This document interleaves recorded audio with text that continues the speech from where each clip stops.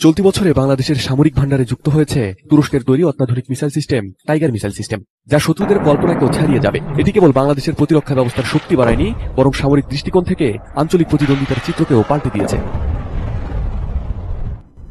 তুর্কি প্রতিরক্ষা সংস্থা রকেটসানের শক্তিশালী মিসাইল সিস্টেম 120 কিলোমিটার পর্যন্ত লক্ষ্যবস্তুতে নিখুঁত আঘাত হানতে সক্ষম। এটি শুধু পাল্লার দিক থেকে শক্তিশালী নয়, বরং এর অত্যাধুনিক গাইডেড মিসাইল প্রযুক্তি শত্রু বাহিনীর জন্য এক ভয়ঙ্কর অস্ত্র। টাইগার মিসাইলের অসাধারণ বৈশিষ্ট্য হল এর পাল্লা। 120 কিলোমিটার পর্যন্ত পৌঁছানো এই মিসাইল বাংলাদেশকে দেবে নতুন কৌশলগত সুবিধা।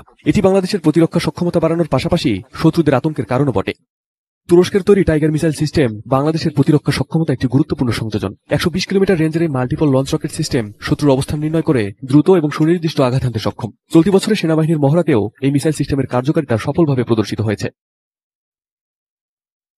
টাইগার মিসাইল সিস্টেমটি একটি মোবাইল প্ল্যাটফর্মে স্থাপিত, যা দ্রুত স্থানান্তরযোগ্য এবং যুদ্ধক্ষেত্রে অত্যন্ত কার্যকর। এটি একযোগে একাধিক লক্ষ্যবস্তুতে আঘাত হানতে পারে, যা শত্রুপক্ষকে বিচলিত করতে সক্ষম। এই মিসাইল সিস্টেমের যুক্ত হওয়া বাংলাদেশের প্রতিরক্ষা ব্যবস্থায় আধুনিক প্রযুক্তির ব্যবহারের প্রমাণ এবং ফোর্সেস গোল 2030-এর আওতায় দেশের সামরিক শক্তি উন্নয়নের একটি বড় পদক্ষেপ।